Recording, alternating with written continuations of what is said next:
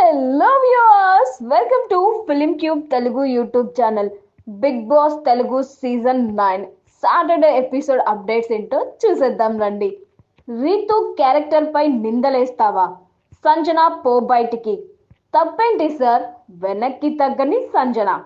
Big boss అంటేనే అదో తప్పుడు షో అనేది పబ్లిక్ గా చాలా మంది చెప్తుంటారు. అలాంటి అక్కడ తప్పుడు పనులు చేస్తే హోస్ట్ తప్పు అని ఎందుకు అంటాడబ్బా?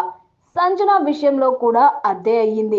అరే, ఎదురుగా మనుషులు ఉన్నారు అనే ఇంగితం లేకుండా రీతు చౌదరి, డెమాన్ పవన్లు అర్ధరాత్రి పూట హద్దులు మీరి ప్రవర్తించారు.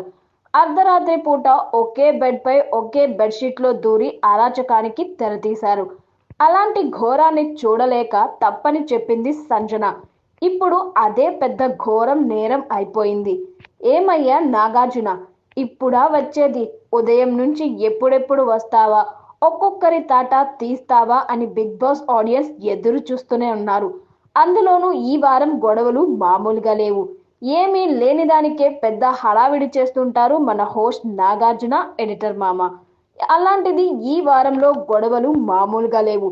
ఈ సీజన్లోనే అతి పెద్ద గొడవ ఈ వారమే జరిగింది.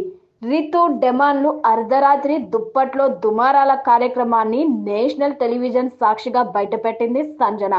వాళ్ళిద్దరూ ఎప్పుడు అదే పనిలో ఉంటున్నారని చూడలేక కళ్ళు మూసుకుంటున్నాం అంటూ రితు, డెమాన్లపై పర్సనల్ అటాక్ చేసింది సంజన.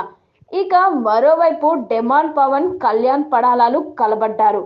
కళ్యాణ్ రీతుతో గొడవ పడుతుంటే మధ్యలోకి దూరిన మన డమాల్ పవన్ కళ్యాణ్ పీక పట్టుకున్నాడు.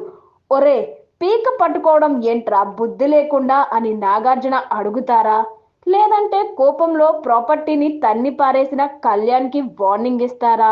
లేదు అనుకుంటే సంజన, కళ్యాణ్, డెమాన్ ఈ ముగ్గురికి రెడ్ కార్డ్ ఇస్తారా? అసలు వాళ్ళ మధ్య గొడవ రావడానికి మూల కారణమైన మన ప్రేమికురాలు రీతు చౌదరికి క్లాస్ పీకుతారా అని నాగార్జున రాక కోసం ఉదయం నుంచి కళ్ళు కాయలు కాచేలా ఎదురు చూస్తుండగా ఎట్టకేలకు ప్రోమోలతో వచ్చేశాడు మన నాగమామ.